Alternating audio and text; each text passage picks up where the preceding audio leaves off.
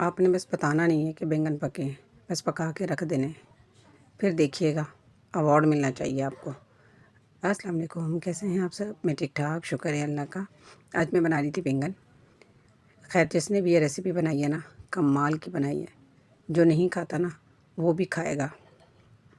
मैंने ये 3 बैंगन लिए हैं और एक बैंगन से तकरीबन 4 या 5 मैंने बीच में से कट किए हैं। फिर एक पीस में से भी मैंने 2 कट किए हैं। तो आपने इस तरह काट लेने। मैंने टमाटर लिए हैं, 4 टमाटर लिए हैं। 4 टमाटर के 4 एक टमाटर के 4 पीस किए हैं।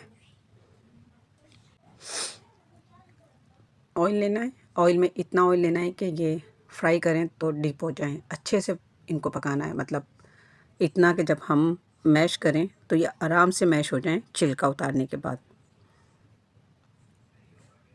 ऑयल गर्म हो गया था अच्छे से, उसमें मैंने ये बैंगन डाले और इनको फ्राई किया।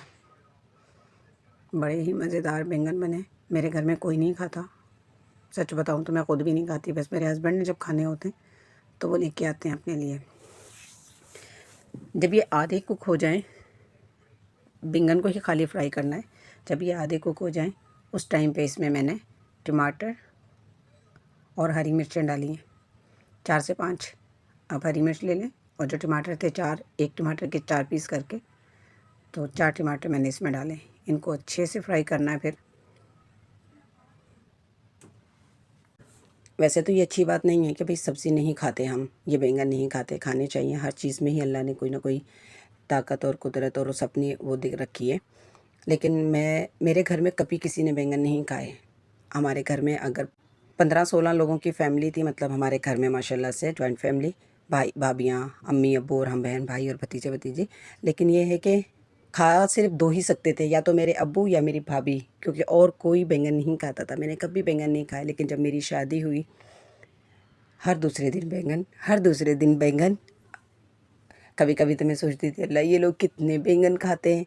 फिर कुदरती ऐसा सिस्टम हुआ कि मुझे किसी रीज़न से डॉक्टर ने बैंगन मना किए, मसूर की दाल मना की और बैंगन। चलो मसूर की दाल तो इंसान फिर भी कमी होती थी, लेकिन बैंगन जिस दिन बनते थे उस दिन तो मैं बैठती थी, हाय अब क्या होगा।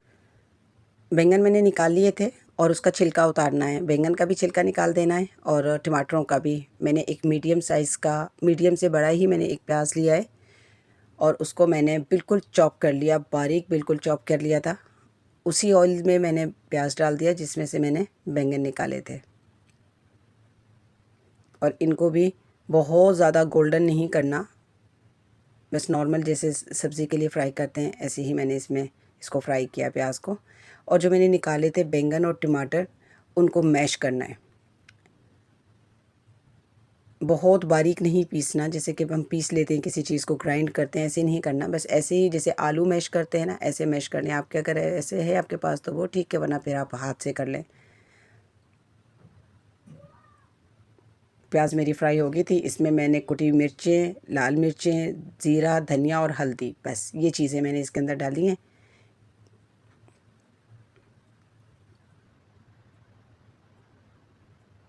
और इनको अच्छे से फ्राई करना है, प्याज में डाल के भून लें थोड़ा सा। मैंने थोड़ा सा अनारदाना डाला है इसमें। आप चाहें तो इसे पानी में, पहले गर्म पानी में भी डाल के और इसको अलग करके इसके बीज निकाल दें। लेकिन इसके जो दाने बीच में आते हैं मुंह में, वो थोड़ी प्रॉब्लम करते हैं। आप चाहे गर्म पानी में इसको थोड़ा सा डाल दें, फुल गर्म पानी में, और इसको निकाल के पानी को फिर डाल दें, बीज अलग कर दें। मैंने वो जो मैश किया हुआ था टमाटरों का और बैंगन दोनों वापस उसमें डाल दिया मसाले में। अब इसको अच्छे से भूनना है। हरी मिर्चें नहीं डाली, हरी मिर्चें मैंने साइड पे निकाल ली हैं, हरी मिर्चें नहीं डाली। इसको अच्छे से भूनना है।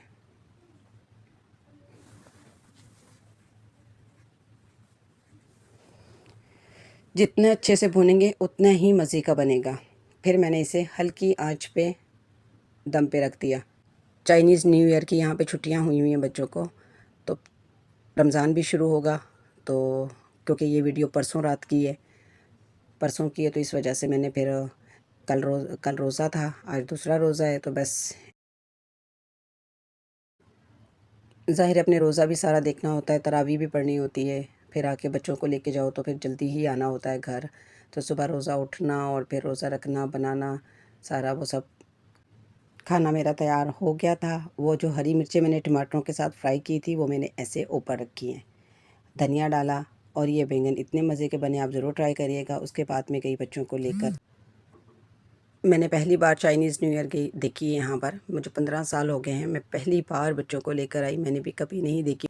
हांगकांग में फायरवर्क मशहूर है कि हर इंसान हर साल देखता है यहाँ पे। और चाइनीज़ तो हमेशा ही, ज़ाहिर है उनका तो होता ही है कि चाइनीज़ न्यू ईयर पर उनका अपना नया साल शुरू होता है। दिसंबर में भी लोग आते हैं, लेकिन मैंने कभी नहीं आई। मैं पहली बार ही दिसंबर में आई और पहली बार ही मैं अभी चाइनीज़ न्यू ईयर भी आई। सच बताऊँ तो शायद हो सकता है वीडियो के चक्कर में ही आई हूँ, वरना वैसे मैं कभी नहीं आती ना। इतना रश होता है, इतने लोग, मैं पहली बार देखा इतना रश, लेकिन इतना तौर तरीका चाइनीज़ का है ना, कोई किसी की बॉडी को टच नहीं कर सकता, कोई किसी को धक्का नहीं दे सकता, कोई किसी के साथ धक्का मुक्की नहीं है, कोई लाइन तोड़ना नहीं, कोई रूल तोड़ना नहीं। पुलिस, इतनी पुलिस हर जगह पर, इतनी पुलिस कि जो लोग इधर उधर खड़े होते हैं उनको वापस लाकर रोड पे खड़ा कर दिया जाता है और फिर आधे लोगों को रोका जाता है, फिर पुलिस उनको आगे करती है, फिर दूसरों को आगे लाया जाता है। इतना तौर तरीका होता है। सच बताऊं, अपने मुल्कों की बुराई नहीं करनी चाहिए। हमारे तो 10 बंदे लाइन लगा के खड़े नहीं हो सकते, उनमें भी 10 बंदों की सर फट जाएगा, लड़ाइयाँ हो जाएंगी। अपनों की बुराई नहीं करनी चाहिए, लेकिन मुल्क में वाकई ही सही बात है, बाहर रहना बहुत मुश्किल है, परदेश बहुत मुश्किल है। वापस लौटना चाहते हैं, कई बार फैसला करते हैं कि वापस लौट जाते हैं, लेकिन ये सुकून, ये तौर तरीका, ये डिसेंटपन, ये चीज़ हमें नहीं जाने देती। ऐसा लगता है कि हम नहीं रह सकते, ऐसा लगता है हमारे बच्चे नहीं रह सकते। सफाई इतनी, खूबसूरती इतनी कि ये खूबसूरती हमें कभी वापस लौटने नहीं देती हमारे मुल्कों में, कि कई बार सोचते हैं कि भाई चलते हैं पीछे, वापस लौटते हैं, लेकिन नहीं, बच्चों को भी एक्सेप्ट नहीं करते। मम्मा ऐसा नहीं है, मम्मा वो नहीं है। लेकिन अगर इतने बंदे हमारे जगह खड़े होने के लिए कह दो ना उनसे, तो पता नहीं कितने तो सर फट जाए, कितनी लड़ाइयाँ, कितने धक्के मुक्के फलाने। लेकिन यहाँ पे बहुत तौर तरीका है, बहुत कानून है, बहुत ही ज़्यादा। तभी हमारे लोग भी यहाँ पे फॉलो करते हैं और ये चाइनीज़ लोग भी फॉलो करते हैं ना, क्योंकि एक सिस्टम है, अपना अपना करना है। और ये है चाइनीज़ न्यू ईयर। और एक मशहूर चीज़ होती है भाई चाइनीज़ के ऊपर कि भाई धुआं, आसमान में धुआं ही धुआं हो जाता है, कि कितने शौक़ और उससे ये लोग मनाते हैं। इस चीज़ को भी एक टाइम रखा जाता है और कैसे ये उसको, सिस्टम को अपने को चलाते हैं।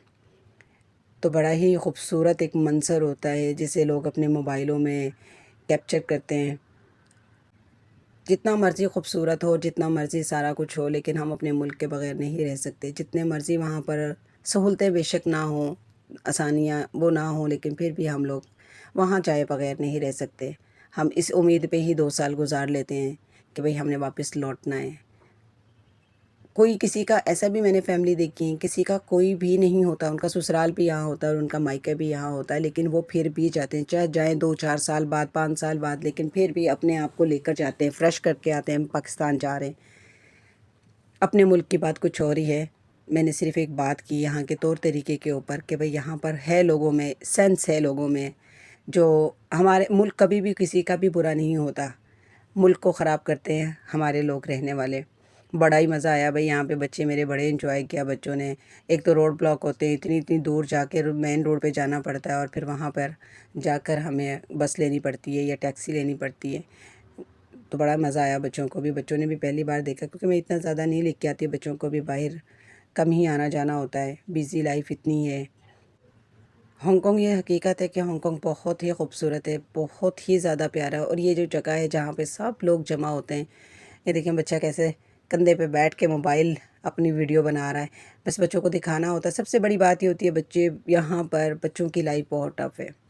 स्कूल होता है तो जब छुट्टियाँ होती है तो हर माँ बाप की कोशिश होती है कि चलो थोड़ा थोड़ा ही सही, चलो हमें घुमा देते हैं, बच्चों को ले जाते हैं। लेकिन ये रात का टाइम होता है, बाद में बसें नहीं मिलती, बस सारी बंद कर दी जाती है। इस तरफ आने वाली हर चीज़ जो है कि वो बंद हो जाती है, तो फिर जाना बड़ा मुश्किल लगता है। टैक्सी भी बहुत दूर जाकर लेनी पड़ती है। तो खैर, ये तो है कि खूबसूरती बहुत है हांगकांग में, बहुत ही ज़्यादा। ये जो जगह है, ऐसा कोई नहीं होता कि जो यहाँ आए, हांगकांग आए, वो यहाँ ना घूमने जाए। रोशनियों का शहर है कि ये समुंदर के किनारे पे इतनी लाइटें, इतनी खूबसूरती। बड़े ही शौक़ से चाइनीज़ लोग मनाते हैं ना चाइनीज़ न्यू ईयर। दिसंबर में भी होती है न्यू ईयर पर भी, लेकिन ये है कि इनकी चाइनीज़ न्यू ईयर है ये चाइनीज़ लोगों का नया साल शुरू होता है तो इसमें भी छुट्टियां होती हैं। कोई चाइना जा रहा होता है, कोई चाइना से आ रहा होता है। जैसे जैसे हम लोग अपनी ईदों पे जाते हैं, अपने कहीं भी किसी भी कल्चर में कोई भी कहीं भी होता है तो ईदों पे कोशिश होती है कि हम लोग जाएं। ऐसे ही चाइनीज़ लोग भी, उनकी भी कोशिश होती है कि जब इनकी चाइनीज़ न्यू ईयर आए तो हम लोग भी अपने मुल्कों को लौटें। कहीं भी होते हैं चाइनीज़ लोग, लेकिन अपने आते हैं ना, अपने मुल्क में आते हैं ये लोग। ये करने के लिए पैसे दिए जाते हैं, ये एक दूसरे को पैसे देते हैं, घरों में बुलाते हैं, दावतें करते हैं, बड़े मेहमान आते हैं इनके। तो ये देखें कैसे धुआं हो गया, अभी ख़त्म हो गया। आधा घंटा तकरीबन ये फाइरवर्क होता है यहाँ पर। बिल्डिंग भी नज़र नहीं आ रही इसमें, उसके धुएं में। हर मुल्क के अपने ही तौर तरीके होते हैं, अपने ही खुशियाँ होती हैं। हर ज़बान में, हर लोगों की, हर मुल्क में अपना अपना तौर तरीका होता है। जब इनके होते हैं तो हमें भी अपनी बड़ी याद आती है। अभी रमज़ान है तो हमारी भी ईदें आएंगी। कितनी ही ईदें गुजर गई, शब रातें गुजर गई, लेकिन हर रोज़ नहीं जाया जाता। खैर, हम लोगों ने ली टैक्सी और हम घर गए। सुबह रोज़ा था। अगर वीडियो अच्छी लगे तो लाइक करें, शेयर करें, सब्सक्राइब करें। दुआ में याद रखें। अल्लाह हाफ़िज़।